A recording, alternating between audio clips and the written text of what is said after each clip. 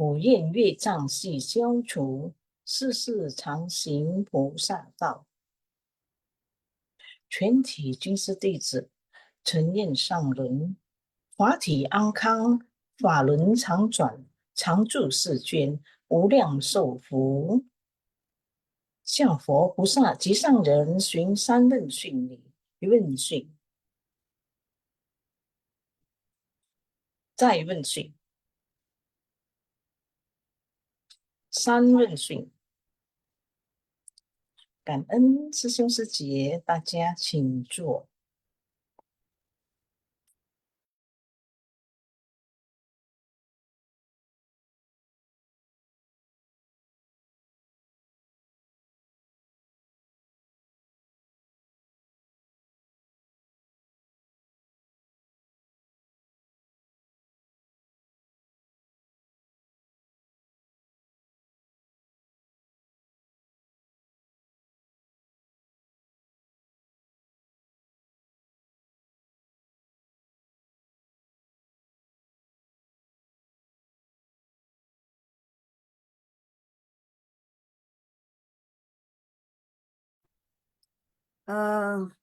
Host bisa tolong video saya tidak bisa buka.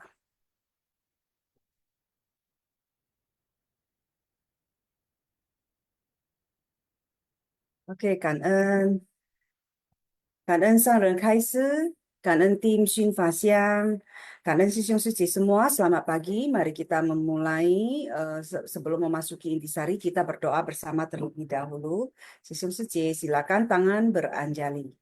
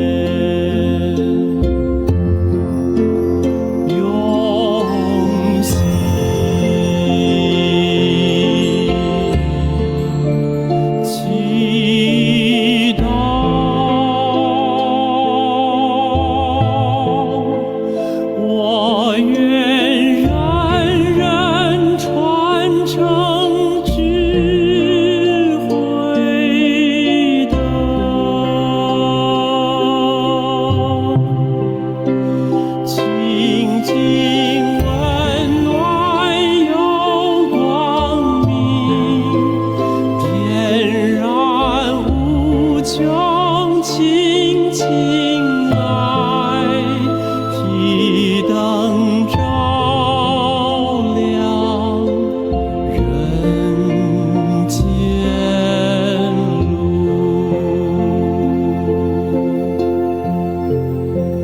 用心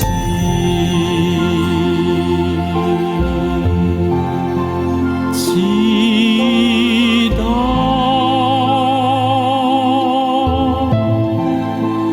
但愿人人坚守心言行，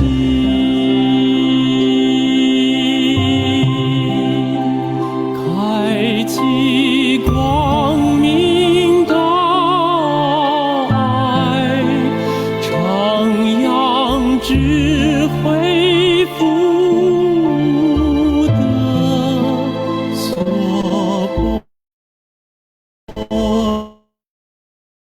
世界显光明，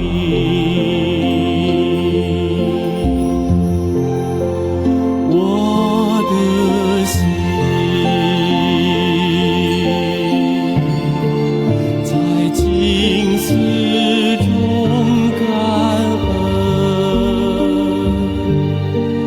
我的心面上大祝佛心，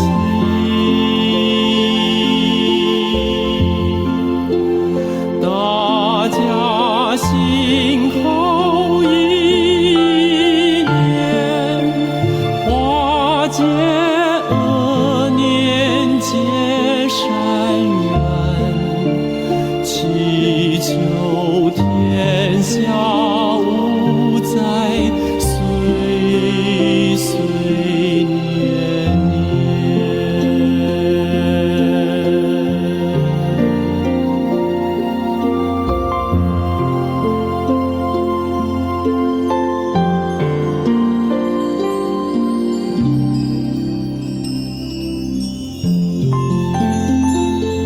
Semoga hati manusia bersih dan masyarakat damai dan harmonis, dunia terbebas dari bencana.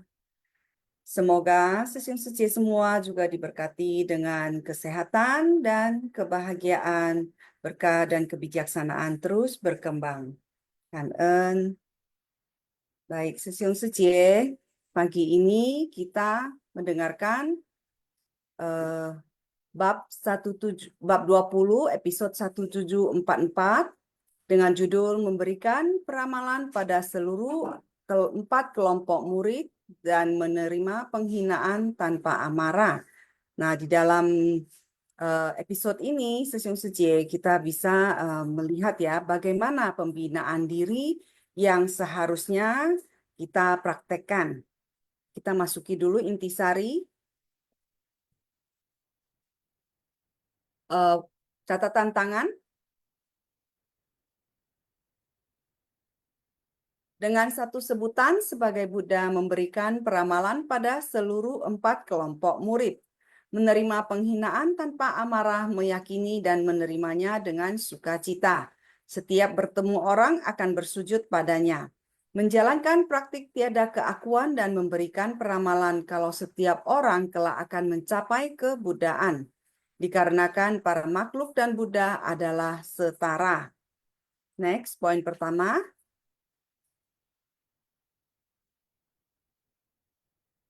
Poin pertama. Bodhisattva Sadapaributta selalu dalam kondisi batin yang tulus dalam menghadapi siapapun, baik yang meninggalkan keduniawian maupun yang membina diri. Dia selalu menghormati dan memberkati untuk kedepannya semua orang berlatih di jalan bodhisattva dan akan mencapai kebuddhaan di masa mendatang.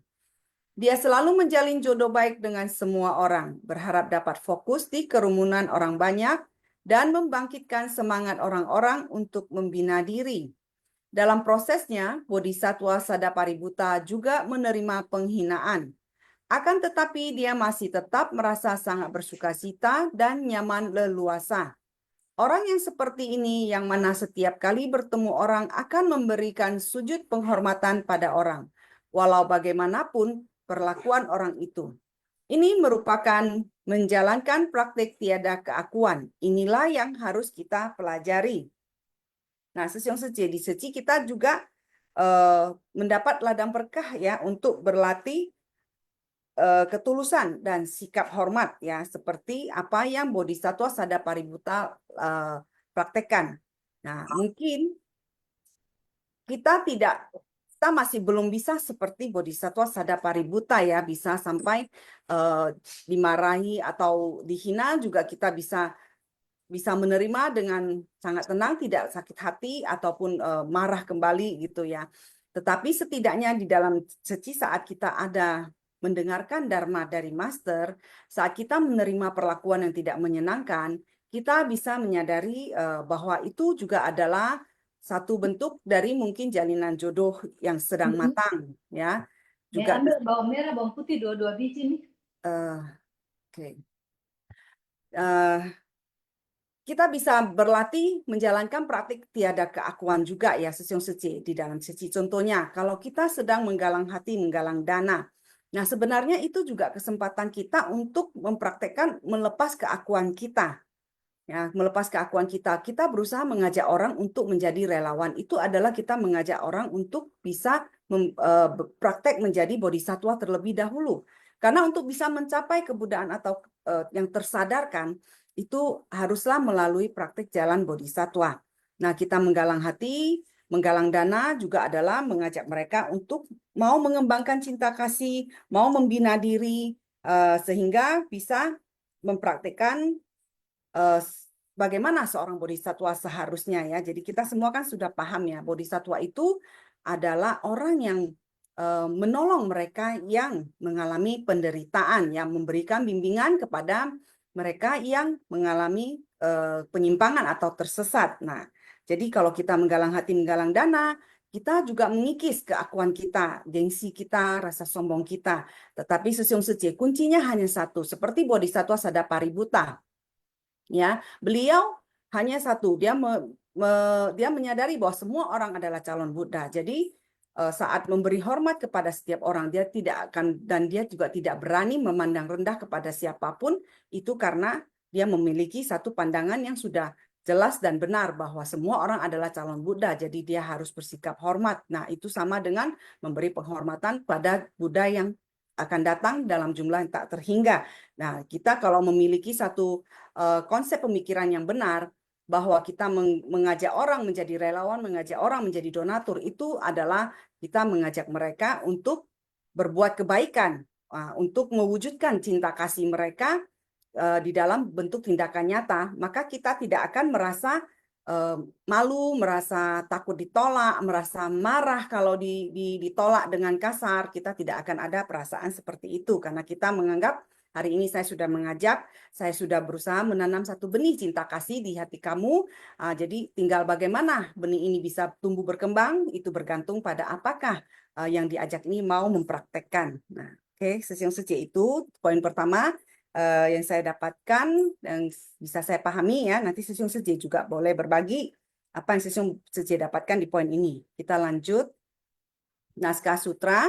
Di antara 4 kelompok itu, sebagian ada yang timbul amarah karena memiliki batin tidak murni. Mereka mencaci maki dengan kata-kata kasar seraya berkata, "Dari mana datangnya biksu yang tidak punya kebijaksanaan ini?" Berkata sendiri, "Aku tidak meremehkan engkau sekalian dan memberikan peramalan kepada kami bahwa kelak akan mencapai kebuddhaan." Sutra Teratai bab 20 Bodhisattva Sadapaributta. Poin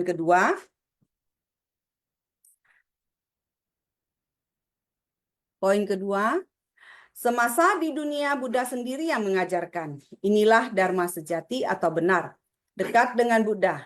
Mendengarkan dharma, memahami dan mempraktekkan secara langsung. Setelah Buddha mencapai parinirwana pada 1000 tahun pertama, semuanya masih giat bersemangat. Namun ini sudahlah ribuan tahun yang lalu. Mendengar, meneruskan, selama 1000 tahun mereka meneruskannya. Apakah benar-benar akurat? Apakah ada terdapat penyimpangan bahkan sehelai rambut pun? Kesalahan sehelai rambut bisa menyebabkan penyimpangan ribuan mil. Kita sudah mengalami penyimpangan di periode Dharma Mirip. Apalagi Dharma Mirip juga sudah berlalu. Pada era kemunduran Dharma, ketika era Dharma Mirip berubah menjadi era kemunduran Dharma, Dharma Buddha akan hilang. Setelah lebih dari 2000 tahun, Dharma Buddha yang sejati sesungguhnya akan menjauh. Yang tersisa adalah peninggalan dari periode Dharma Mirip. Namun ajarannya sudah berubah. Nah, Sisyong Seci, kita sudah terpisah sangat jauh ya dengan Sang Buddha, tetapi kita masih sangat penuh berkah, kita masih memiliki jalinan jodoh baik karena kita masih bisa mendengarkan Dharma dan kita bisa bertemu dengan master yang berusaha untuk terus menjelaskan ya Dharma ajaran Sang Buddha dengan benar ya, dan juga mengajak kita untuk mempraktekkannya. Oleh karena itu, Sisyong Seci saat ini kita yang semua sudah masuk ke dalam barisan insan seci yang sudah memiliki kesempatan untuk mendengarkan Dharma, kita harus genggam baik-baik kesempatan ini untuk bisa menjadi murid master generasi pertama. Jadi Sisyong Seci yang mungkin saat ini sedang menuju ya, sedang dalam pelatihan diri untuk menuju menjadi komite, ya genggamlah baik-baik dan kita harus mengingat bahwa apa yang kita dapatkan ya di dalam praktek di dalam seci ini, apa yang kita pelajari dari master, semuanya pada akhirnya berkahnya, pahalanya ya, karma baiknya itu semua buahnya adalah kita sendiri yang akan memetik. Nah, sekarang ini kita adalah sedang dalam pembinaan diri, kita adalah sedang mempererat ya jalinan jodoh dharma kita dengan master dan dengan semua mitra bajik kita. Dan kita juga sedang menabung bekal ya untuk pembinaan diri kita agar dari kehidupan ke kehidupan kita tetap berada di jalan pembinaan diri ini, di jalan bodhisattva ini. Oke, next. Poin ketiga, sebagian orang menyembah Buddha, memohon Buddha memberikan berkah agar segala hal sesuai dengan keinginannya. Berkah harus diciptakan oleh diri sendiri. Jika tidak ada buah sebab dan kondisi, semua hal sesuai keinginan, hanya memohon, mana mungkin bisa mendapatkannya. Singkat kata, kita tidak boleh percaya tahayul. Periode Dharma sejati dan Dharma mirip telah berlalu karena kehilangan haluan. Para makhluk memiliki karma berat, lahir dalam periode kemunduran Dharma, di mana Dharma sejati dan Dharma mirip semakin tidak jelas dan menjauh. Berharap bisa mendapatkan seorang guru pembimbing untuk memandu kita ke arah jalan benar. Sebagai praktisi, hendaknya menegakkan jalan agar dapat menyadari dan memasuki yang paling menakjubkan. Nah, Sisyong Seci, tidak tertutup kemungkinan kita adalah salah satu yang telah kehilangan haluan ketika di periode Dharma sejati dan Dharma mirip ya, sehingga sekarang kita terlahir di periode kemunduran Dharma ya. Ini tetapi kita masih memiliki jalinan jodoh dan karma baik, yaitu kita bisa bertemu seorang guru pembimbing yang memandu kita, yaitu master. Nah, kalau kita tidak bertemu atau bisa mendengarkan ceramah Dharma dari master, mungkin kita hanya akan berada dalam posisi sebagai seorang umat Buddha. Saya berbicara di sini sebagai seorang umat Buddha ya, yang hanya tahu mempraktekkan bagaimana melafalkan sutra, bagaimana mengikuti kebaktian pertobatan saja. Nah, itu akan bisa kalau kita tidak mendengarkan penjelasan ya isi dari sutra tersebut, makna dari arti pembinaan diri, kita bisa menjadi percaya tahayul karena mungkin kita hanya mendengar bahwa kalau kita membaca sutra ini atau membaca mantra ini, maka kita akan karma buruk kita akan terkikis, kemudian kita akan memperoleh kebijaksanaan, kita akan memperoleh berkah yang banyak dalam bentuk materi dan sebagainya. Ya, Sisyong Seci yang umat Buddhis tentu pernah mendengar kalau kita sakit tidak sembuh-sembuh, udah baca mantra ini untuk membantu supaya kita cepat sembuh. Nah, padahal sebenarnya kemungkinan sakit itu adalah buah karma kita. Jadi kita memang harus ada usaha ya. Tetapi yang terpenting tidak menjadi tahayul. Jadi tidak menganggap bahwa membaca mantra dan sutra aja bisa menyelesaikan masalah kita. Nah, itu tidak boleh. Kalau kita ada percaya tahayul gini, kita harus cepat-cepat ya menyadarinya dan kembali untuk memahami isi ajaran Sang Buddha supaya kita juga bisa mengikis segala karma buruk kita dengan apa? Dengan praktek ya, dengan perubahan diri sebenarnya ya, dan menjalin jodoh baik, bukan dengan hanya duduk saja membaca sutra saja. Itu membaca sutra tentu adalah satu praktek pertama yang bisa kita lakukan dalam menanam sebuah jasa kebajikan ya. Tetapi bukan berarti kita menjadi melekat di dalam sutra dan tidak bisa membedakan mana yang benar. Ya, seperti itu yang saya dapatkan ya dari poin ketiga ya, Sisyung Suci. Jadi intinya adalah praktek dan dharma itu harus seiring supaya kita bisa mencapai memasuki yang paling menakjubkan ya. Jadi tekad dan paling penting adalah kita kalau sudah memiliki tekad pembinaan diri tekad kita ini harus sangat teguh ya, dan kita bisa menerima dan menghadapi apa yang terjadi dengan ikhlas karena semua itu adalah muncul dari apa yang telah kita tanam. Nah, ini harus kita pahami. Baik, kita lanjutkan poin keempat. Jadi bab ini mengungkapkan bahwa orang-orang yang mampu memperoleh pencapaian adalah langka, sulit sekali untuk memahami dan memasukinya. Masuk ke tengah orang banyak, mampu untuk melatih batin kita. Melatih hingga tiada seorang pun yang dapat membuat batin kita goyah. Inilah menakjubkan. Orang yang telah tersadarkan adalah sangat langka. Dalam 4 kelompok murid itu, sebagian ada yang timbul amarah. Mereka adalah orang-orang yang batin masih melekat pada ikatan duniawi dan tidak murni. Keempat kelompok umat Buddha ini sudah tersesat, sehingga mereka tidak tahu proses pelatihan spiritual yang dijalani pihak lain. Seseorang tersesat tetapi tidak menyadarinya malah berbalik mencela orang yang sedang menjalani jalan spiritual, yang menjalankan praktik tanpa ego ketika menghadapi orang lain. Hati selalu berniat baik, mulut selalu mengucapkan kata-kata yang baik, tubuh selalu bersujud, namun yang dihormati bukanlah patung yang diukir, melainkan setiap orang. Karena semua orang di masa depan akan mencapai kebuddhaan. Jadi Sisyung Suci, kalau rupang Buddha itu dia tidak bergerak, ya kan? Kita bisa memberikan penghormatan. Kenapa dengan orang yang di sisi kita, ya orang kita bertemu, kita tidak bisa menimbulkan rasa hormat kepadanya? Nah, mereka adalah mitra kita ya, mitra bajik ataupun mitra buruk di dalam pelatihan diri. Itu semuanya patut kita hormati karena mereka juga adalah calon-calon Buddha. Jadi ini sangat jelas ya, kita perlu pahami. Nah, saat di dalam pelatihan diri kita bisa bertemu orang-orang yang juga mungkin bersikap sangat negatif terhadap kita, tetapi kita harus ingat bahwa mereka juga dalam pelatihan diri ya. Mungkin mereka adalah orang yang belum berjodoh ya, untuk bisa mendengar dan memahami dharma, bahwa dharma ini harus dipraktekkan dalam kehidupan, bahwa kita harus memiliki segala sifat buruk kita harus memiliki pandangan benar ya, berlapang dada. Mereka mungkin belum menemukan, tetapi kita yang telah pernah mendengar, maka kita harus rajin-rajin mempraktekannya dalam kehidupan kita sehari-hari. Jadi kalau tidak ada praktek hanya mendengar dharma, dan kita tidak terus mengingatkan diri kita untuk merubah pandangan kita yang penuh ketidaktahuan ataupun sifat-sifat buruk kita, maka dharma ini tidak memberi manfaat bagi kita.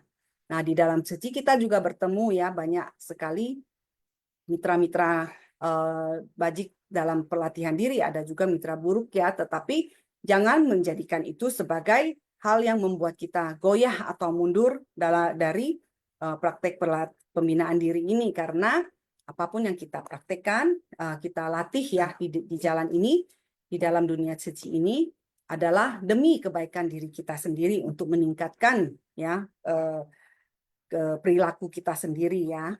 Baik, itu yang saya dapat dari poin 4. Selanjutnya poin kelima. Demikianlah Bodhisattva Sada Paributta, tetap penuh kasih dan sangat sabar, memberitahu kepada semua orang.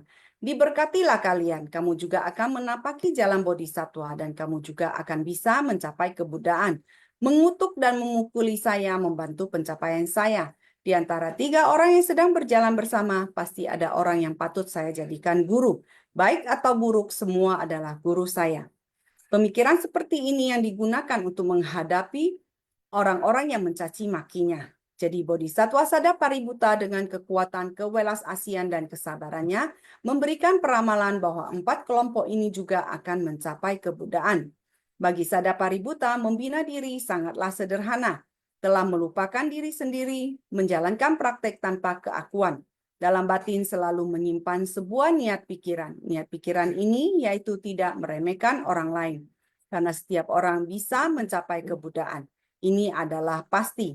Meyakini Buddha, meyakini secara mendalam apa yang dikatakan oleh Buddha. Batin Buddha dan para makhluk tiada berbeda. Jadi Sesyong Suje ya, Bodhisattva Sadapaributta, pelatihan dirinya sangat sederhana. Hanya satu aja, bahwa semua orang adalah calon Buddha. Dan sehingga tidak boleh memandang rendah ya atau meremehkannya. Nah, kita juga di dalam Suci sebenarnya Master dari pertama kita masuk sudah memberi kita ya satu resep pelatihan diri yang sangat sederhana ya, yang berisi tentang kita harus bersyukur, menghormati dan mengasihi, kan en chun chung ai. 3 hal ini saja yang kalau mampu kita praktekkan dalam kehidupan kita sehari-hari, dalam perilaku kita sehari-hari dan terus kita tanamkan di dalam batin kita, maka kita juga bisa seperti Bodhisattva Sadapaributta ya. Kita sendiri benar-benar bisa mempraktekkan apa itu namanya bodhisattva. Bukan hanya diri kita, tapi kita juga mungkin bisa menginspirasi orang untuk bersama-sama mempraktekkan menjadi bodhisattva, menjadi orang yang selalu bisa membimbing dan membantu mereka yang menderita ataupun yang sedang dalam kebingungan. Ya, oke. Next, poin ke-6. Sehingga kita harus membina diri. Pada proses pelatihan diri Buddha, niat pikiran yang sangat sederhana. Menghadapi orang yang sangat rumit, setiap orang memegang teguh satu niat pikiran, satu arah tujuan, tidak ada yang kedua. Sehingga semua orang harus bersungguh hati dalam kehidupan sehari-hari. Dalam tindakan kita, dalam berbicara, semuanya merupakan pelatihan diri.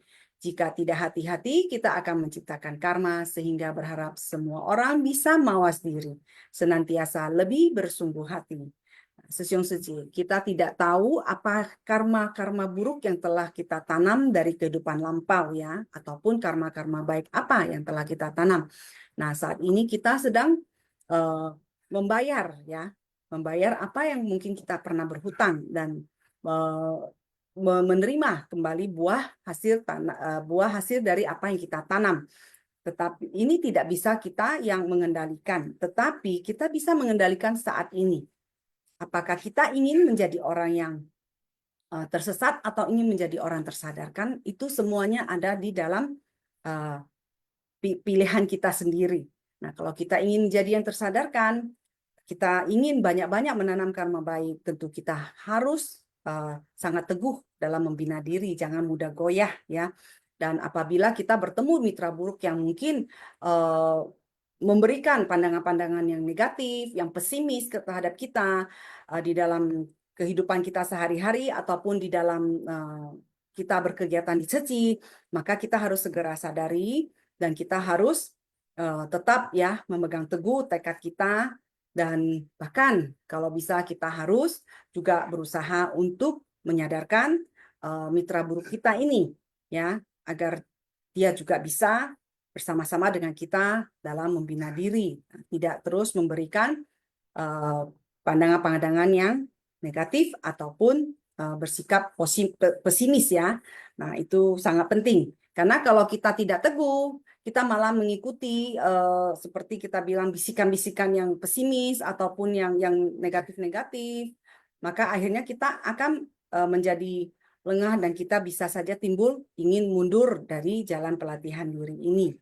Jadi kita harus ingat baik-baik ya, membina diri, apa yang kita tanam, maka kita sendiri yang akan memperoleh buah hasilnya. Kita di sini di Ceci, kita haruslah banyak-banyak menjalin jodoh baik dengan mengajak orang untuk bersama-sama berbuat kebajikan. Janganlah sampai karena kata-kata kita, ya, karena mungkin hati kita sedang berpikiran sempit atau dipenuhi emosi, kemudian kita mengucapkan hal-hal yang malah membuat orang menjadi terluka ataupun terpengaruh untuk menjadi mundur, tidak mau lagi keluar berkegiatan. Nah, itu adalah kita telah menanam sebuah karma yang sangat buruk ya, sangat berat. Nah, buahnya juga nanti kita sendiri yang akan memetik ya. Jadi kita harus benar-benar sangat mawas diri dan benar-benar harus sangat bersungguh hati ya. Master setiap hari berpesan kepada kita harus lebih bersungguh hati. Nah, ini sangat penting ya. Oke, Kan En Susyung Sejie yang sudah menjadi mitra bajik ya di dalam dunia suci, di dalam pelatihan diri di Jalan Bodhisattva ini. Semoga kita semua setiap dari hari ke hari ya semakin terus berkembang, terus bisa menanam lebih banyak lagi jalinan jodoh dan karma-karma baik ya. Oke, Kan En, Kan En ya kepada host. Nah, sekarang kita masuki sesi sharing. Saya persilakan Vivian Sejie untuk sharing terlebih dahulu, Kan En.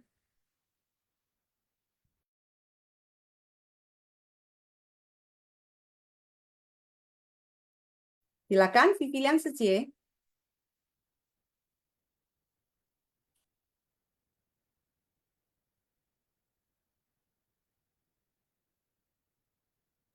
感恩上人开示，感恩师兄师姐，感恩苏菲师姐。Naskah Sutra. Di antara 4 kelompok itu, sebagian ada yang timbul amarah karena memiliki batin yang tidak murni. Mereka mencaci maki dengan kata-kata kasar, sisanya berkata, dari mana datangnya biksu yang tidak punya kebijaksanaan ini? Dan juga berkata sendiri, maksudnya biksu Sada Paributa itu berkata sendiri, aku tidak meremehkan engkau sekalian dan memberikan peramalan kepada kamu bahwa kelak akan mencapai kebudaan. Jadi di dalam 4 kelompok murid itu, sebagian ada yang timbul amarahnya. Mereka itu dikarenakan orang-orang yang batinnya masih melekat pada ikatan duniawi dan tidak murni. Dan juga pikiran mereka masih mudah bergejolak melihat sesuatu yang tidak disukai sehingga merasa benci, jengkel, dan ingin mencaci maki dan memukulnya. Jadi sikap dari 4 kelompok murid ini tidak mau berkat dari Sada Paributa. Berkat yang mereka cari adalah dari Buddha yang berpahala. Sada Paributa itu melupakan kepentingan diri sendiri dalam memberi manfaat bagi orang lain. Dan di dalam dirinya menyimpan pemahaman dari tidak meremehkan. Dan juga orang-orang itu terbiasa kehilangan arah yang benar. Dan mengatakan bahwa Sada Paributa itu adalah orang bodoh. Dan perkataan dari Sada Paributa adalah, aku tak berani meremehkan engkau sekalian dan memberikan peramalan sebab engkau sekalian kelak akan mencapai kebudaan semua. Jadi dikatakan bahwa saat itu periode Dharma sejati dan Dharma mirip itu telah berlalu karena mereka kehilangan haluan. Para makhluk itu memiliki karma yang berat. Sedangkan kita lahir dalam periode kemunduran Dharma, yaitu Dharma sejati dan Dharma mirip semakin tidak jelas dan menjauh. Dan Buddha berharap kita bisa mendapatkan seorang guru pembimbing untuk memandu kita ke arah yang jalan benar. Dan sebagai praktisi, kita hendaknya menegakkan jalan agar dapat menyadari dan memasukinya. Biksu Sada Paributa itu menjalankan praktek yang tiada keakuan. Dan juga beliau tidak melekat pada bentuk dan rupa. Beliau melakukan praktek menjalin jodoh baik mempraktekkannya dalam tindakan nyata, dan selalu memberikan pujian dan pemberkatan kepada orang-orang. Sebenarnya setiap orang memiliki kesempatan untuk mencapai kebudayaan karena kesetaraan sifat manusia. Dan juga berkah itu hendaknya diciptakan oleh diri sendiri dengan banyak melakukan kebajikan. Bukan hanya memohon di depan rupang Buddha tanpa melakukan sesuatu.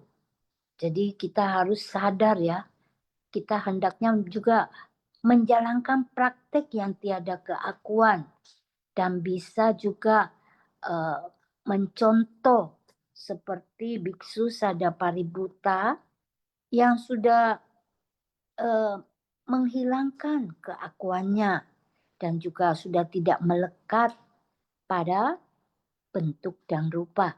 Cảm ơn sư兄sư姐.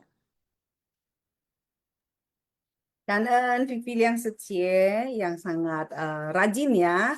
Setiap pagi Shin Fasyang dan juga membuat catatan ya. Kanan ada atas sharingnya.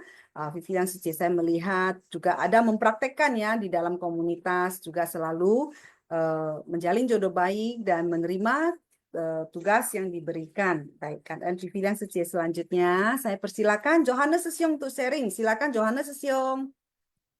Tanganku pegel nih Sobat Suci. Silakan.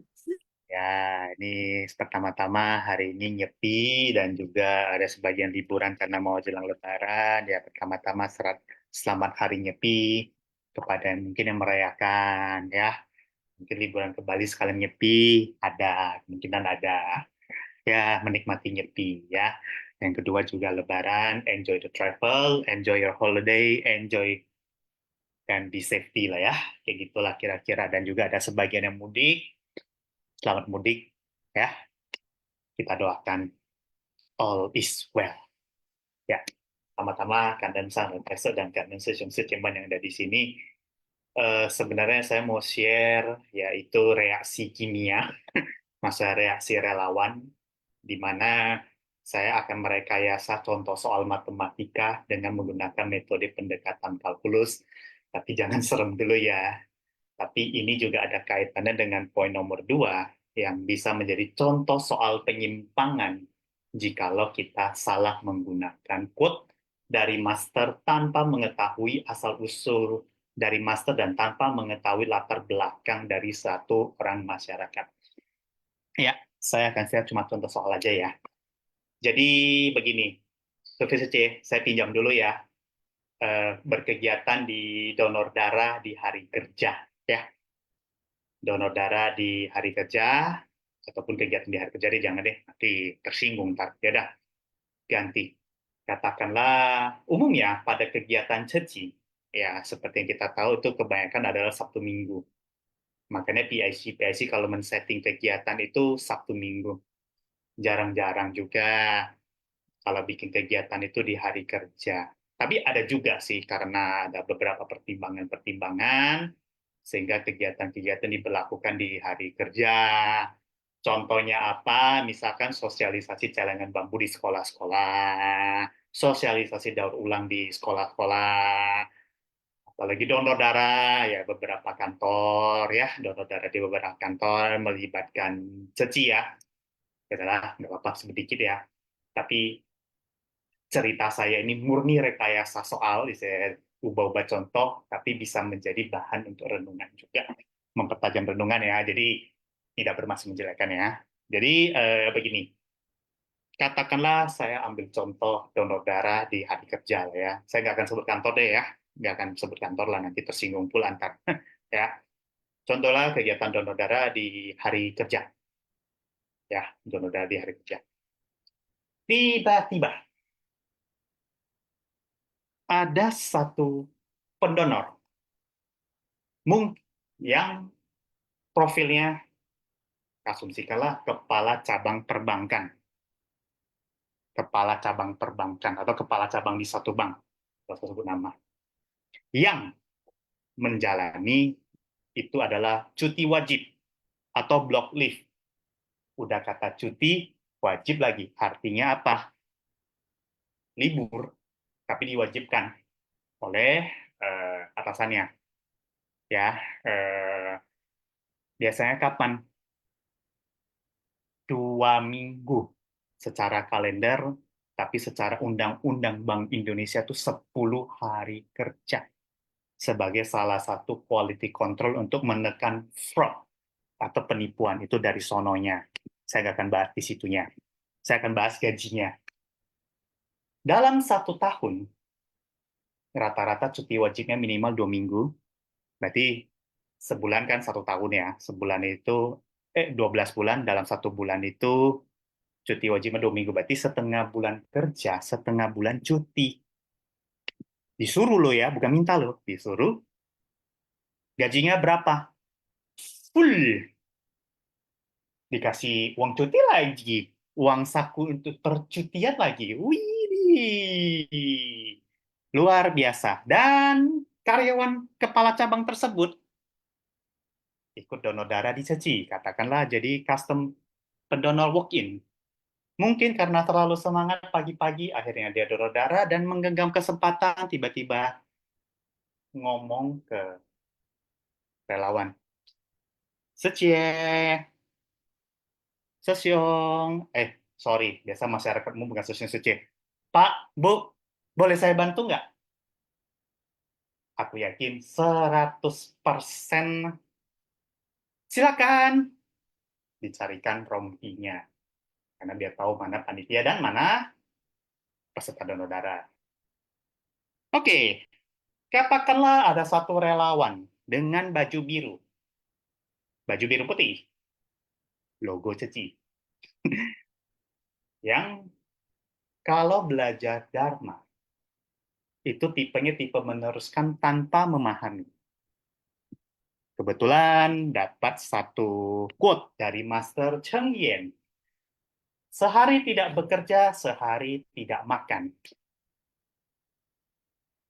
Tanpa mengetahui asal-usul perkataannya di mana, dan lalu bertanya kepada, biasa memprofiling kepada, atau tanya profil, ataupun tanya-tanya, ataupun kenalan kepada kepala cabang perbankan yang lagi cuti wajib. Lah ngomong, ya saya lagi cuti wajib, ya disuruh 2 minggu cuti, jadi bulan ini gue cuma 2 minggu aja kerja, ya lumayan lah gaji full, dapat apa? Dapat gaji, dapat bonus lagi selama cuti wajib. Tiba-tiba relawan tersebut yang baju biru mendengar kayak gitu, dengan api cemburu, mungkin api cemburunya keluar, memakai kata Master Cheng Yen kepada relawan tersebut, kepada bapak itu, ya, bapak perbankan tersebut, ngomongnya seperti ini. Pak, Bu, sehari kerja, sehari nggak makan loh. Bapak sudah melanggar dalil Master Cheng Yen. Ini reaksi kimianya. Dan pasti reaksi kimianya. Apa reaksi Bapak itu? Oke, kita kalkulus saja. Peluang untuk menemukan orang bijak berdasarkan sutra yang ada adalah sulit untuk menemukan orang bijak. 1 banding tak hingga. Di mana dalam matematika dan kalkulus hampir mendekati 0. Bapak perbankan tersebut reaksinya apa? Kemungkinan besar stalking. Kan kepala cabang perbankan.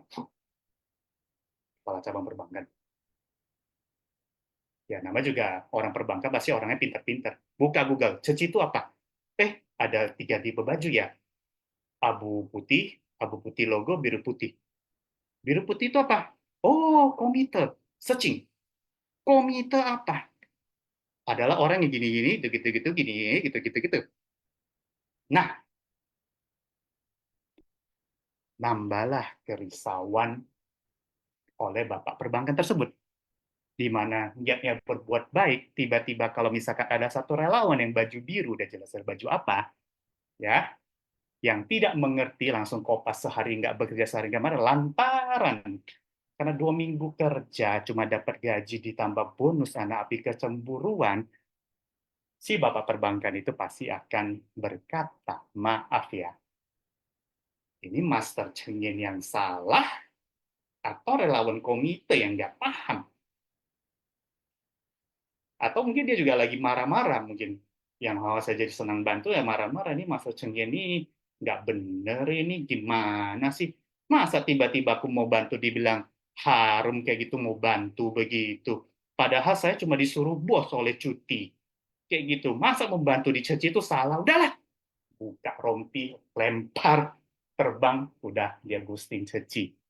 Disinilah penyimpangan.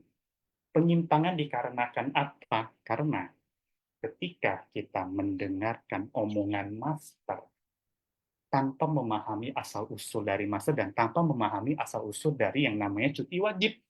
Padahal cuti wajib itu sesuatu kan dia kan disuruh bos. Dia kan disuruh bos. Di mana cuti wajib itu latar belakangnya itu untuk menekan fraud. Nah, saya nggak akan bahas itu fraudnya latar belakangnya bagaimana, tapi kan intinya kan disuruh bos. Masa sih tiba-tiba apa dengan baju biru ngomong ke Bapak perbankan itu, ngomong sehari nggak kerja, sehari nggak makan ke tempat itu, tanpa melihat keadaannya, udah langsung buka rompi, langsung dilempar, langsung kabur langsung dari suci. Dan terjadilah penyimpangan dan juga menutup pintu bodhisattva dengan kita karena dianya tidak paham. So, please, supaya tidak menjadi penyimpangan, ketika kita mendengarkan informasi, please, session-session 37 faktor analisis what and why, pahami, mengerti, dan juga di situasi lapangan juga harus pahami dan kondisi kata-kata apa yang cocok. Ya, seperti yang tadi. Kalau kita ngomongin ke Bapak yang cuti 2 minggu itu, cuti blok leave 5 sehari nggak kerja, sehari nggak makan, yang mungkin ada percecokan kayak gitu. Laga argumen ya. Jadi ya itu hanya contoh kasih kimia saja ya, secuman. Intinya ya Dharma itu walaupun dari Master Chengyen itu memang pada dasarnya itu memang benar. Tapi kita harus belajar analisis. Sebenarnya sih standarnya 5W1H, tapi menurut saya minimal 2W aja deh, what and why. Pahami dulu. Memang nggak gampang, awal-awalnya kita terima karena aku yakin itu benar. Tapi seiring dengan waktu kita harus belajar pahami supaya kita bisa belajar memahami orang. Kira-kira seperti itu ya, kira-kira ya, supaya kalau misalnya kita main terus-terus tanpa lihat situasi dan kondisi, nah itu penyimpangan kayak tadi, donor darah, yang saya rekayasa contohnya, reaksi kimianya seperti itu kira-kira. Udah cukup lah, terlalu panjang saya ngomongin. Ya, silahkan disempurnakan kalau saya mau sempurnakan. Dan cerita yang tadi itu beneran fiktif belaka, hanya rekayasa soal, tapi menjadi referensi. Ini contohlah penyimpangan. Oke, Kanan. Johannes Sesiong. Jadi intinya adalah kita harus benar-benar ya mempelajari, memahami ya Dharma yang diajarkan dan mempraktekannya. Jadi membina diri itu pertama-tama tentu diri kita sendiri dulu yang harus kita bina, kita poles ya sebelum kita sampai memberikan satu image yang buruk ya kepada orang yang melihat diri kita ya. Ya, jadi Sesiong Seche semua di sini tentu juga sudah paham. Baik, Sesiong Seche sebelum memasuki kuis ya, kita masih ada waktu nih 8 menit ya untuk sharing. Apakah ada Sesiong Seche yang mau sharing? Saya persilakan. Baik, Suhardi Sesiong dari Palembang, silakan Sesiong Kanen. Kanen, survei Seche Kanen, Sarah Kaiser. Ya, hanya Kanen Sesiong Sechemen ya, hanya mau sharing singkat saja. Topik hari ini saya sangat terkesan dengan satu kalimat ya yang ada yang hari ini, yaitu kesalahan sehelai rambut bisa menyebabkan penyimpangan ribuan mil. Ya, kalau dari saya sih Sesyong Secie itu dharma, kalau menurut saya sesungguhnya memang harus dipraktikkan tanpa noda ya. Artinya makanya di dalam tiap ceramah master dalam Shinfasyang ini kan ada mempraktikkan 6 paramita secara murni baru bisa mencapai kebuddhaan. Nah, dharma yang dipraktikkan ini juga mampu memberikan pelatihan diri. Ya, pelatihan ini tentunya harus dimulai dari diri ya.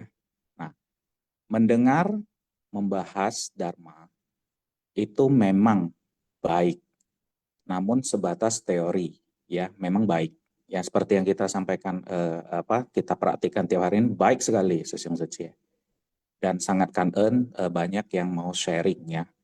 Namun mempraktikkan secara langsung akan lebih baik. Kenapa? Karena memberikan pengalaman sekaligus memberikan pemahaman sejati dalam pelatihan diri kita. Nah, contohnya dari cerita Bodhisattva Sada Pariputta ini. Beliau selalu tidak meremehkan, langsung mempraktikkan.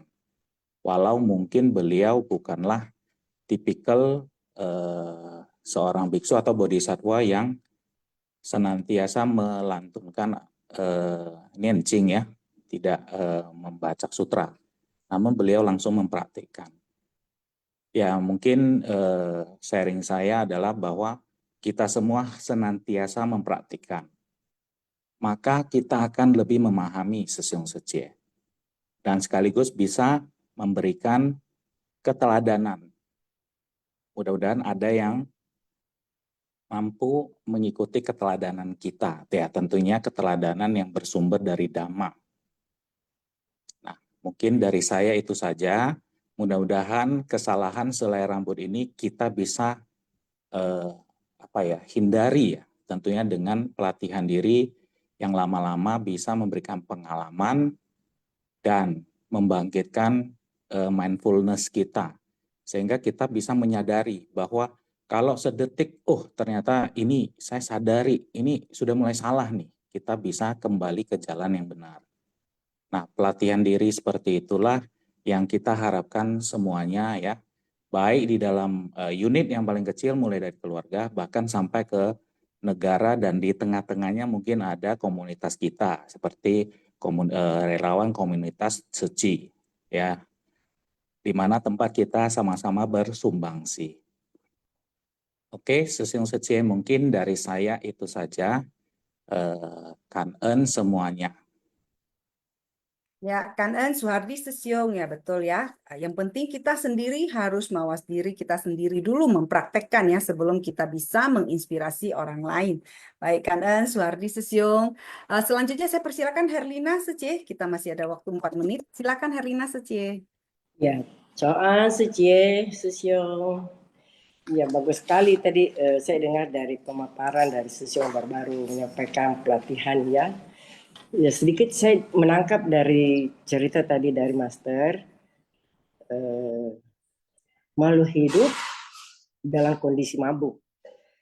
Dari yang saya ditangkap ya, mabuk di sini mabuk dari keinginan kita yang ingin dipuji, ingin dihormati, ingin dihargai, keinginan-keinginan yang tanpa kita sadari itu muncul dari dalam diri kita, yang keinginan mau melebihi dari orang lain.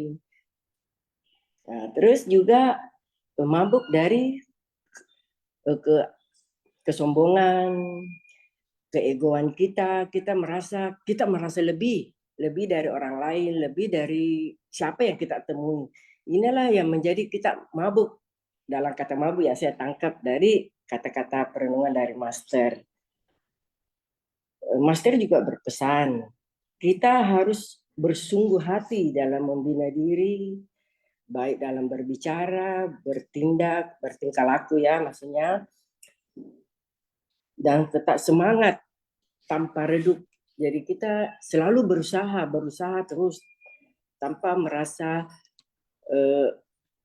saya sudah lelah atau tiap hari membosankan, tapi setidaknya setiap kita sadari, kita akan selalu berusaha membina diri kita menjadi lebih baik. Kadang kita enggak lupa atau tidak menyadari, baru saja saya melakukan hal buruk, misalnya berkata kasar atau emosi. Tapi hendaknya kalau ketika kita selalu pada mawas diri, pasti itu begitu memuncul, jangan marah, jangan marah. Tapi ini kan memang sulit. Saya sendiri juga berusaha untuk melatih, tapi saya sendiri juga merasakan sulit melakukannya. Ya, tapi semangat berusaha itu ada dalam diri saya. Walaupun saya merasa saya belum semaksimal mungkin, tapi saya juga akan berusaha. Ketika kita tahu bahwa dipuji, dicela, untung dan rugi, seperti 8 kondisi dunia, kita lama kelamaan akan muncul satu pemahaman bahwa untuk apa saya mempertahankan keinginan saya untuk dipuji, untuk disanjung lah, atau mempertahankan yang lain-lain, yang maksudnya yang hal-hal yang membuat kekotoran batin saya. Tapi ya itulah namanya pelatihan diri ya. Memang saya sendiri juga merasakan betapa sulitnya untuk memunculkan pengertian ini. Juga tadi saya memandu diri ke arah yang benar ya, terkait ya dengan yang tadi ya, kita selalu mengarahkan diri ke arah yang benar. Berkah harus diciptakan oleh diri sendiri. Kita tidak boleh percaya tahayul. Kita harus berbuat, jadi bukan berdoa. Jadi kata berdoa di sini mungkin kita kadang-kadang kan merasa ya saya perlu berdoa supaya hati saya tentram.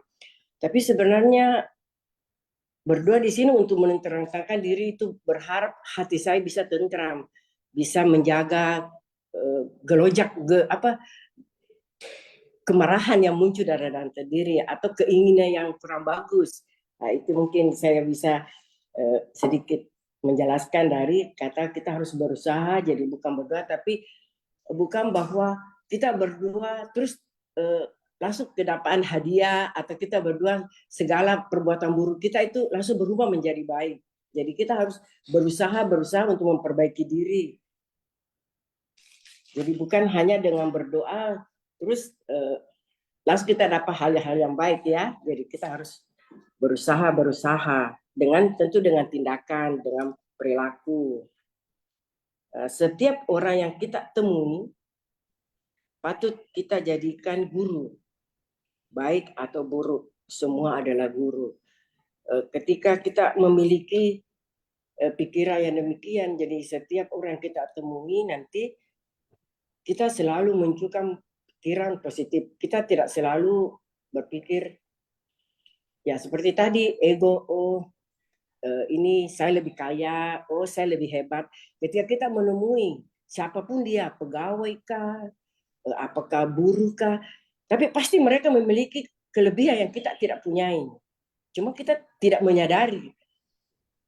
Seperti mereka kita bisa melihat yang pel-pel lantai ya, ketika kita ke misalnya di bandara atau di hotel kan ada yang di bagian WC. Mungkin kita berpikir, ini pekerjaan kotor, mereka membersihkan lagi jaga di pintu WC kah, atau mengepel, atau yang di hotel ya. Tapi ketika kita lihat, ini salah satu pelatihan yang tabah, yang sabar. Tidak semua orang bisa melakukan. Betul mungkin bilang, gajinya misalnya ya, mendapatkan honor yang sedikit. Tapi bukan itu yang kita lihat. Kita lihatlah mereka melakukan dengan hati yang senang, hati yang tabah, mau melakukan, itulah yang menjadi contoh yang kita bisa petik. Kadang juga muncul dalam diri saya. Ketika saya menyadari, saya langsung bilang, Lina, kamu tidak boleh begini, tadi kamu salah.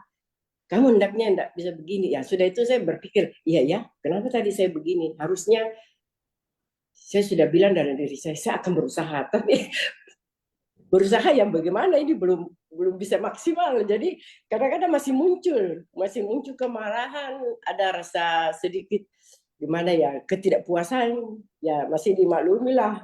Tapi hendaklah kita berusaha. Ya demikian secara sosial yang saya bisa sharingkan. Ya, Kangen Herlina Seci untuk sharingnya ya, betul ya. Jadi kita setiap saat harus mawas diri dan kita juga harus setiap saat mengingatkan diri kita ya dengan menghapus semua. Jadi debu-debu halus itu seperti rasa emosi tinggi, keinginan terlalu tinggi, rasa sombong, keinginan untuk untuk selalu dipuji dengan apa yang sudah kita lakukan. Itu semua debu-debu halus yang bisa mencemari batin kita. Jadi kita harus senantiasa berusaha mengingatkan diri dan menghapus debu-debu tersebut ya. Kangen. Iya, Kak. Kangen. Oke. Madiono Sesiong, tolong tunggu ya. Kita masukin kuis dulu. Setelah itu saya akan mengundang Madiono Sesiong untuk sharing ya. Baik, Sesiong Secie, kita masuki kuis terlebih dahulu. Silakan Sesiong Secie bersiap-siap di chat room ya. Cara menjawabnya sudah seperti biasa, 1D, 2A, seperti itu ya, Sesiong Secie. Baik, kita masuki kuis nomor 1. Nah, hadiah pemenang kuis hari ini adalah paket Ramadan Pak ITV ya. Untuk informasi hadiahnya, untuk yang di Jakarta bisa menghubungi Tina Secie, Jakarta dan sekitarnya. Di nomor HP ini silakan Sesiong Secie mencatat. Kemudian khusus pemenang Medan bisa menghubungi Lina Lumbini Secie di 081163685568. HP Tina Secie adalah 0811658758 ya. Oke. Kita masuki kuis nomor 1.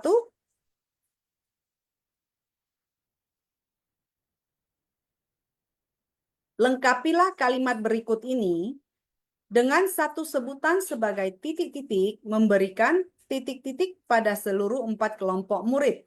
A. Dewa, perkataan. B. Buddha, peramalan. C. Bodhisatwa, peruntungan. D. Raja Brahmana, peralatan. E. Manusia, pertikaian. Silakan Sesiong Secie segera menjawab.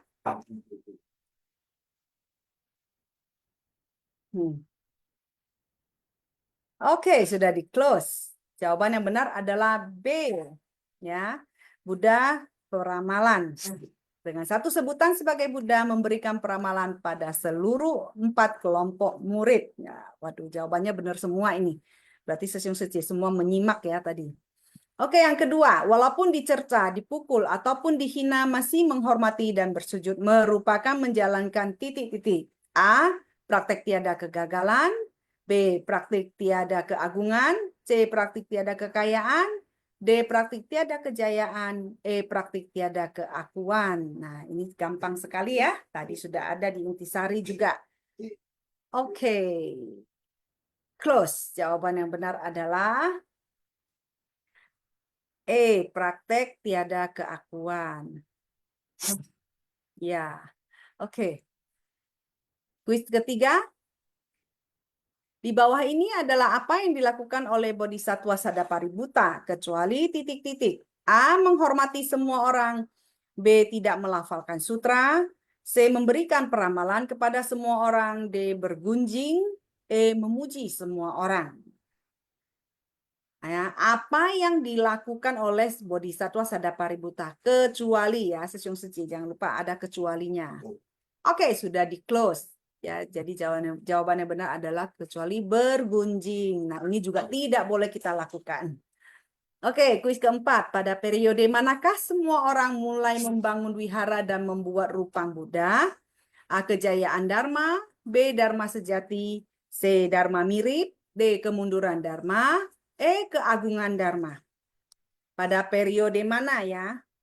Orang mulai membangun wihara dan membuat rupang Buddha. Nah, ayo Sesiong Secie diingat-ingat. Baik, sudah di close. Jawaban yang benar adalah C. Dharma mirip ya, saat periode Dharma mirip. Oke. Yang nomor 5. Lengkapilah kalimat berikut ini. Sebagai titik-titik hendaknya menegakkan jalan agar dapat menyadari dan titik-titik yang paling menakjubkan. A. Praktisi memasuki. B. Bodhisatwa mengajarkan. C. Buddha mewariskan. D. Brahmana mewakilkan. E. Raja menganjurkan. Wah, ini semua bisa menjawab dengan tepat. Berarti menyimak benar-benar tadi. Luar biasa. Baik. Close. Jawaban yang benar adalah A, praktisi memasuki. Jadi sebagai praktisi hendaknya menegakkan jalan. Oke. Kuis nomor 6 di bawah ini adalah 4 kelompok murid kecuali titik-titik. A, upasaka, B, biksu, C, upasika, D, dewa, E, bikuni. Nah, ini tentu sangat gampang ya. Oke, jawaban banyak sudah masuk. Kita close. Jawaban yang benar adalah D, dewa. Jadi 4 kelompok murid itu tidak termasuk dewa. Oke, karena untuk tim kuis ya, atas sudah menyediakan kuis. Oke, sekarang sebelum pengumuman pemenang keluar, saya persilakan Madiono Sesiung untuk sharing terlebih dahulu. Kan sudah bersabar menunggu. Silakan. Ya, Kanan ya, CC Survei dan Sesiung CC semuanya. Terima kasih atas waktunya. Saya sedikit memberikan pemahaman yang saya baca ya, karena memang saya mungkin lebih istilahnya mendapat banyak pengetahuan dari membaca buku-buku master juga ya. Dan mohon maaf jika banyak juga yang kurang pas nanti, tapi silakan dikoreksi aja. Jadi hari ini saya mendengarkan dari 3 orang kawan kita yang sudah sharing, intinya dari Sesiung Janggawijaya dan kawan-kawan yang lain tadi adalah menekankan pentingnya memahami. Yang kedua adalah agar tidak ada penyimpangan bahkan sehelai rambut pun, dan pentingnya praktik juga. Jadi 3 hal ini merupakan memang kata kunci yang harus kita pahami juga, bahwa ya kita harus memahami segala sesuatu itu kan muncul bukan dari ruang kosong ya, bukan tanpa sebab. Semuanya biasanya ada sebab. Kemudian apakah semua juga kita harus praktek sendiri juga nanti dulu, karena memang kita keterbatasan waktu, keterbatasan pengalaman. Jadi kita juga bisa belajar memahami itu dari mana saja, dari sejarah-sejarah, dari pengalaman orang lain, dari pengalaman guru-guru Dharma sebelumnya. Kalau kita bicara misalnya agama Buddha atau berbicara tentang seci, sebenarnya itu kan kita sedang belajar tentang pengalaman orang lain, yaitu pengalaman seorang Siddhartha Gautama sebagai pangeran yang menjadi Buddha, dan juga pengalaman misalnya di Seci adalah pengalaman sendiri. Kalau saya membaca sejarah Seci ya, baik dari buku maupun dari dari terjemahan yang ada di YouTube itu, sebenarnya yang dilakukan hari ini di Seci adalah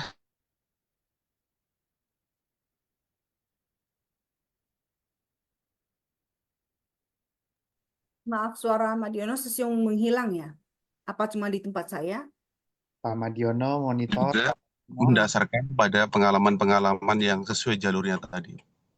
Nah, terkait dengan itu ya, saya mungkin misalnya ada dari Sesiung Janggawijaya ya, misalnya tentang tadi adalah sehari tidak kerja, sehari tidak makan. Apakah master itu menjalankan itu benar-benar dari istilahnya adalah gagasan sendiri ya? Kalau saya lihat bukan itu. Ini sekedar pemahaman yang saya baca ya.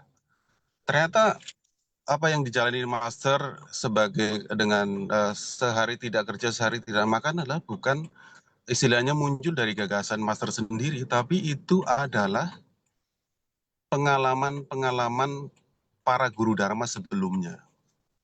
Misalnya tentang sehari tidak kerja, sehari tidak makan. Itu adalah dari kata-kata guru Paisang, kalau salah Paisang ya, yang ada di abad 8. Waktu itu memang di zaman itu agama Buddha cukup berhasil jaya, dan memang wihara juga bukan hanya tempat ibadah, tetapi juga mampu untuk mendukung perekonomian masyarakat saat itu. Dan para guru Dharma ini termasuk yang memegang prinsip, termasuk Master Baisang ini yang kalau nggak salah adalah guru Zen juga, Chan ya, tapi juga sekaligus menjalankan kehidupan yang seperti itu, yang tidak menerima pemberian dari umat ya, hanya istilahnya tetap mandiri dalam hal untuk keseharian itu. Jadi selain tidak 100% menjalankan tradisi Buddhis yang biasanya kalau seorang biksu itu kan seorang petapa yang menerima pemberian, tapi di sini kan Master Baisang ini adalah memilih prinsip kemandirian, yaitu dengan prinsip yang Sesyung Jangkawijaya tadi sebutkan, sehari tidak kerja, sehari tidak makan. Itu prinsip dasarnya kan hanyalah kemandirian ya, dan itu diteruskan juga dijalankan oleh master sendiri. Kemudian juga yang kedua kita lihat bahwa di dalam kisah master itu kan ada 3 tekad ya, tidak menerima murid, tidak menerima persembahan, dan tidak menerima undangan untuk istilahnya upacara-upacara ataupun undangan untuk ya semacam itulah upacara-upacara mungkin pemakaman dan sebagainya. Saya lihat di sejarah-sejarah sebelumnya dengan kondisi Tiongkok dan kemudian Taiwan waktu itu memang demikian yang terjadi. Jadi misalnya ya, mungkin kalau dari tekad master yang pertama yang kemudian akhirnya istilahnya dilanggar yaitu tidak menerima murid karena memang awalnya yang saya baca itu kan master tadinya ingin melatih diri ya. Melatih diri terutama untuk diri sendiri, tapi kemudian ada perubahan dengan berjalannya waktu hingga demi menjalankan ini juga, kemudian Seci juga tentunya kan udah sangat bagus, dari saran-saran guru-guru yang lain juga, bahkan perlu membentuk sangha, jadi biar ada penerus-penerus yang menjalankan Dharma Master, Dharma Humanistik Master ini sehingga ya menerima murid juga, akhirnya berkembang hingga hari ini mungkin udah ratusan ya yang menjadi anggota sangha, jadi para sifu ini. Jadi itu yang pertama. Itu juga ada kan dari sejarah juga, kita lihat dari sejarah pengalaman-pengalaman kehidupan master sendiri. Terus kemudian juga yang kedua adalah tidak menerima persembahan tadi. Tidak menerima persembahan tadi adalah praktek dari kehidupan mandiri yang sebenarnya tadi terinspirasi dari guru Dharma sebenarnya Master Paisang. Kemudian kenapa tidak menerima undangan-undangan untuk upacara-upacara ya. Kalau yang saya baca juga pada masa itu memang terutama di agama Buddha ya di era-era menjelang era republik gitu dari pergeseran dari kekaisaran Ming dan Qing itu ke republik itu memang agama Buddha lagi kacau lah dalam arti memang dari penguasa sendiri sangat sangat ketat ya dan membuat agama Buddha menjadi tidak bermartabat di masyarakat dengan cara apa? Dengan cara memberikan aturan bahwa seorang biksu harus tinggal menyepi di gunung jauh dari keramaian, tidak boleh tinggal lebih dari 2 orang itu dengan harapan memang tidak mempengaruhi masyarakat untuk melakukan pemberontakan kepada penguasa saat itu sehingga apa yang terjadi biksu itu hanya turun ketika diundang untuk acara-acara pemakaman, acara-acara ritual-ritual di masyarakat terutama itu ya. Kemudian juga menerima persembahan. Sehingga masyarakat waktu itu dari segi sejarah ini kemudian menilai bahwa biksu ini justru menjadi parasit ini. Biksu ini menjadi sesuatu orang yang kesannya kurang bermanfaat sehingga dampak itu adalah ada juga terhadap agama Buddha sendiri sehingga agama Buddha itu mengalami penurunan yang drastis sehingga muncullah Master Taisu yang Master Hinsun yang kemudian berusaha mereformasi Buddhisme di Tiongkok itu. Nah, jadi di sini saya penting sekali menekankan bahwa sebenarnya kita ya memahami itu justru dari sejarah gitu. Memahami itu ya sangat penting biar kita tahu filosofinya kenapa ada begini begitu. Kenapa kok ada sikap-sikap seperti ini kan itu tidak muncul dari ruang kosong. Jadi kalau kita lihat misalnya agama kan nggak bisa lepas dari budaya setempat ya. Kita lihat misalnya jubah biksu di India dengan misalnya di China misalnya itu kan berbeda. Cara pakainya pun berbeda karena itu ada terkait dengan budaya-budaya setempat, ada adaptasi dan pentingnya kita justru di sini adalah memahami bahwa segala sesuatu juga muncul karena sesuatu sebab juga. Dan mungkin kalau bisa lebih mendalam lagi, mungkin lain kali ya. Tapi pada prinsipnya saya lihat juga apa yang dilakukan Master hari ini, termasuk bagaimana memberikan pemberian berupa selimut kepada para korban bencana alam ataupun kepada orang yang membutuhkan, itu pun sebenarnya adalah berangkat dari pengalaman Master sendiri ya, ketika berkeliling bersama Biksuni Xiaodao itu yang menemani selama masa galonya Master remaja ya, itu mencari istilahnya mencari titik temu, istilahnya mencari tahu bagaimana ayahnya yang udah meninggal kemana dan seterusnya kan sempat galau itu Master sebelum menjadi Master ya. Artinya kemudian bersama Biksu Xiaodao kan keliling wihara juga dan waktu itu pernah sempat juga di wihara tertentu itu diberikan pinjaman selimut dan ternyata robek-robek ya, tidak layak gitu loh. Dan itu kan menginspirasi master yang sekarang ini ketika sesi udah berdiri dan sudah berhasil begini untuk memberikan hal-hal yang seperti selimut pun sangat dipertimbangkan yang layak. Ya, ini saya hanya menekankan bahwa pentingnya di sini adalah bahwa kita memahami itu juga tidak harus langsung praktek, tapi juga dari pengalaman orang lain. Tetapi memang di sesi sendiri yang terpenting di sini adalah kita memahami dari praktek, dan itu adalah pembelajaran kita sendiri yang harusnya kita bisa, kalau kita memiliki keyakinan, ketulusan, kebenaran juga, dan kemudian kita bisa menjalani itu, saya pikir memang bisa ketika kita praktek atau belajar dari praktek. Tapi kita benar-benar harus paham juga bahwa di dalam praktek kita sendiri harus istilahnya berusaha mengenolkan ego kita ya, sehingga benar-benar ketulusan itu yang muncul, sehingga hasil praktek itu kita bisa dapatkan dengan maksimal. Demikian ya, ya kan ya, saya atas waktunya kan. Kanan Madiono Sesiung ya, yang sudah berbagi dengan kita ya apa yang Sesiung pelajari, bahkan sudah menjelaskan kepada kita hubungannya dengan sejarah-sejarah di dalam agama Buddha juga ya. Ya, sangat kanan. Nah, ini mungkin boleh dijadikan satu bahan untuk bedah buku ya, Madiono Sesiung. Kalau boleh tahu Madiono Sesiung dari Heci mana? Dari Barat 1 sih. Barat 1, oke, bagus sekali. Barat 1 ada bedah buku juga ya? Belum ada sih dari Medan kayaknya, saya sering ikutin di Medan malah. Wah, luar biasa. Oke, ini boleh nih jadi bahan bedah buku. Ya, kalau ada buat bedah buku, boleh ya di-share ke kita link Zoom-nya biar sesiung-sesiung yang lain juga bisa join kan. Ya, Madiono Sesiung sangat sangat banyak ya yang sudah di-sharingkan tadi ya, sangat menarik ya. Oke. Ini saya bacakan dulu ya pemenang dari kuis kita. Yang pertama Bun Beng Sesiung dari Binjai, yang kedua Laili Secie dari Medan, yang ketiga Lianawati Secie dari Cikarang, yang keempat Marintan Secie dari Medan, yang kelima Surya Meta Cowadi Sesiung dari Makassar, yang keenam Aini Lijaya Secie dari Medan. Oke. Para pemenang kuis ini apakah ada yang mau sharing? Bun Beng Sesiung? Laili Secie?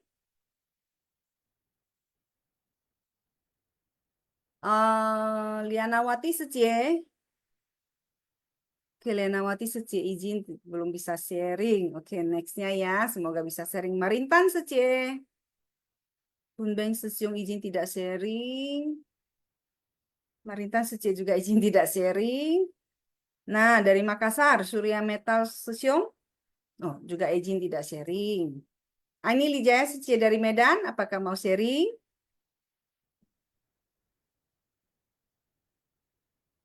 Atau Laili Secie? Pagi, Survei Secie. Pagi, silakan Secie. Kemarin pagi terus ya, nggak keluar, nggak bisa ini. Iya, betul. Sudah diundang terus ya. Silakan Secie. Iya, ini apa ya, ceramah masa hari ini ya. Kayaknya kita mau jadi Changpuqin Pusa nggak gampang ya. Benar-benar mesti tahan ya, bisa ya. Kita udah di suci udah begitu lama, kadang pun masih bisa timbul ya, nggak sabar kita ya. Kayaknya ada yang merasa kita dirugikan atau dibully atau diapain atau kata-kata nggak enak. Kayaknya pengen jawab ya. Jadi kita nggak bisa kayak Changpuqin Pusa lah, nggak bisa, belum tentu bisa. Ini mesti siusing lah berapa lama lagi baru bisa ya kita ya. Itu aja sih supaya suci. Ada yang bisa kasih komen nggak gimana caranya supaya bisa jadi Changpuqin Pusa ya? Ayo, Sesiung Secie. Di sini ada yang bisa berbagi pengalaman.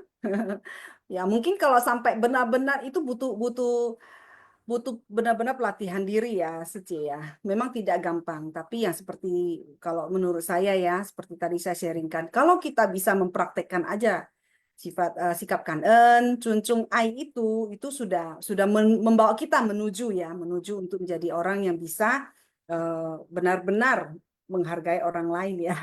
Mungkin bisa juga satu saat kita jadi Changpuqin Pusa ya. Harusnya ya, kita harus ada perubahan lah. Sebelum kita masuk ke suci sama sesudah masuk ke suci itu harus ada perubahan. Kita kadang bisa mikir kembali ya, dulu sebelum saya di suci itu kayaknya kita punya apa ya, rennya itu nggak ada ya kayaknya ya. Jadi kita mesti ya. ingat kembali, iya mesti ingat kembali dulu sebelum kita masuk suci. Oh, untung saya dulu begini sekarang udah enggak gitu ya. Mikirnya harus mikir ke situ. Jadi kita harus ada perubahan. Setelah kita di suci itu kita harus ada perubahan. Ya mau perubahan dikit juga nggak masalah. Mau banyak makin bagus ya kan. Ya, Itu aja sih suci. betul. Kalau tidak ada perubahan berarti kita tidak ada membina diri, kita tidak belajar apa-apa masuk ke suci ya. Oke. Kangen ya Laili suci. Ini Linda suci sudah resen. Silakan Linda suci. Pagi, survei, suci. Kangen. suci. Kangen sama guys. Pagi semua susah suci. Kangen ya semua susah suci yang telah sharing ya. Hari ini sangat menarik ya. Bab ini tentang sada paributta ya. Changpu Ching Pusa. Changpu Ching Pusa. Jadi Changpu Ching Pusa ini menurut pemahaman saya ya, perilaku dia ya dalam melatih diri itu sangat luar biasa. Ya, saya juga merasa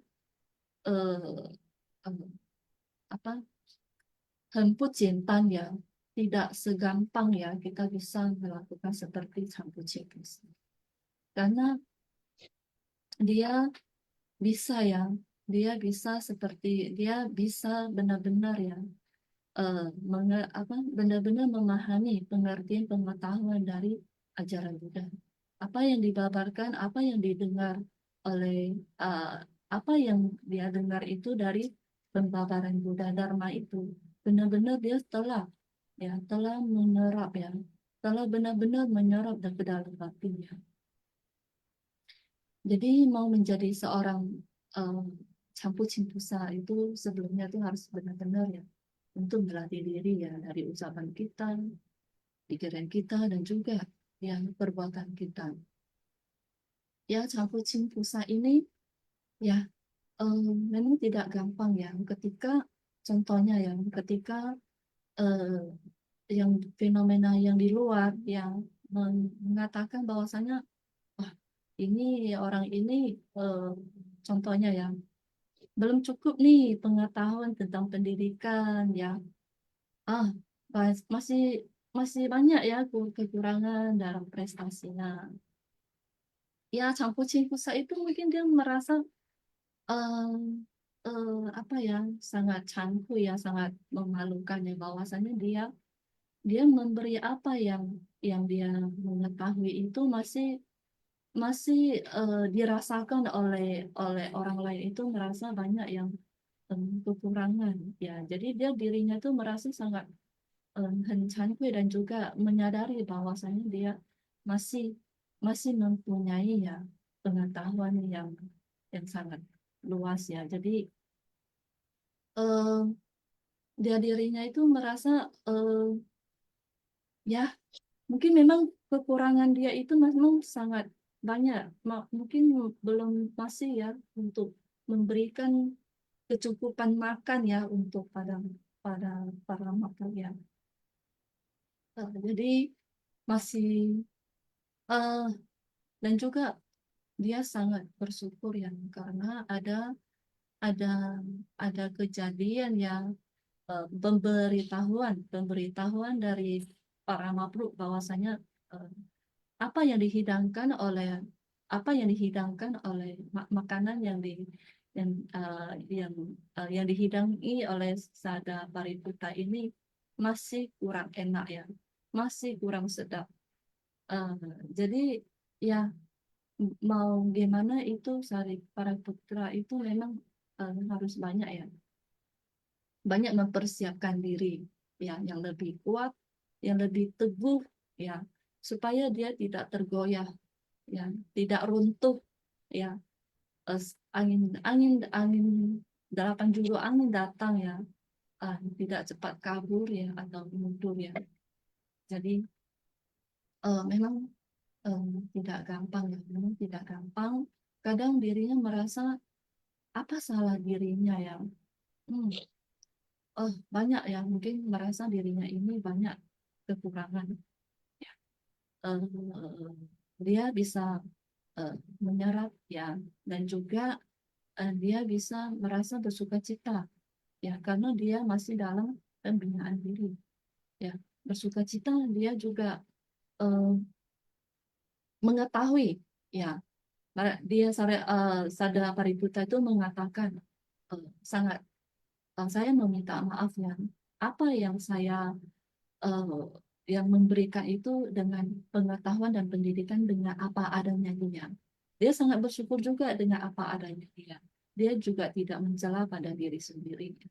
Dia juga selalu memberi semangat untuk diri sendiri supaya dia bisa lebih baik ya. Dirinya dulu harus lebih bisa menyiapkan ya untuk diri makan itu lebih baik lagi supaya dia bisa juga untuk mempersiapkan makanan yang bisa memberi kepuasan pada para makhluk. Itu saja yang waktunya kan semua susah saja. Karena Linda Sece atas sharingnya ya, menambah kita lebih bisa memahami ya tentang pelatihan diri Bodhisattva Sada Paributta. Oke, karena Linda Sece, baik Sesiung Sece, karena waktu juga sudah hampir jam 9, kita tutup ya sebelum, oke, kita akan tutup dengan pembacaan kosakata. 尽思妙莲华，熏法香于会，kosakata 熏法香bab 20 Bodhisattva Sada Paributta episode 1744 memberikan peramalan pada seluruh 4 kelompok murid dan menerima penghinaan tanpa amarah. Hang Tao, jalur haluan. Yin Hang, pengarah pandu. Di Si, berulang-ulang berkali-kali. Shou Ru, dihina, terhina, mendapat penghinaan. Mian Mian Jing Jing, tetap bersemangat tanpa pernah redup. Tan Yi Wu Er, unik, satu-satunya dan tiada yang kedua. Hu Zhi Hao Tai, tidak tahu baik atau buruk, tidak paham akan maksud baik orang.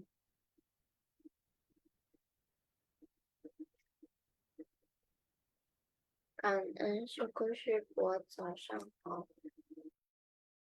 Ya, Kanen Xiaopusa ya sudah membacakan kosakata. Nah, Kanen dulu kepada tim host yang mendampingi kita dan juga Sesiung Secie semuanya yang tetap masih setia.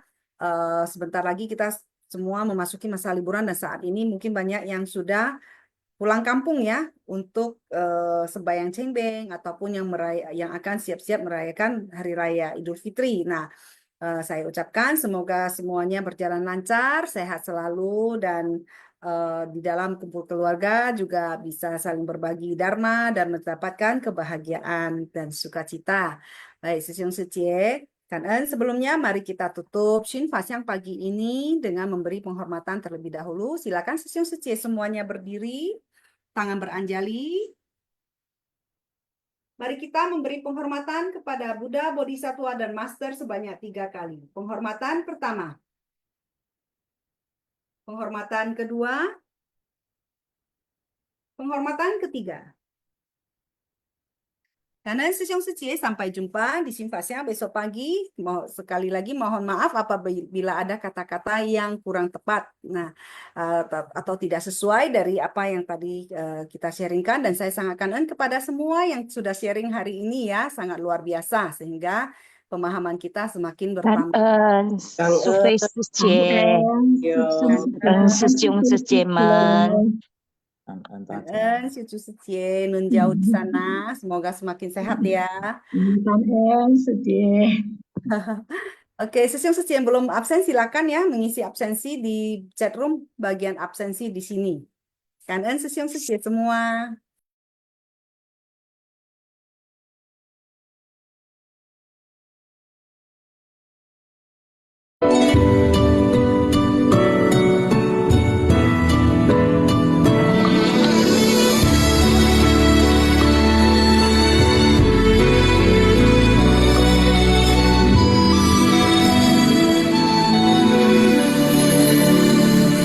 听不见幸福的节奏，说不出悲伤的缘由，只因我已化身牵手里，舞动人生不空过。不曾为艰辛而停留，不曾为命运而低头，只因我已化身牵手里，为了奉献而破碎。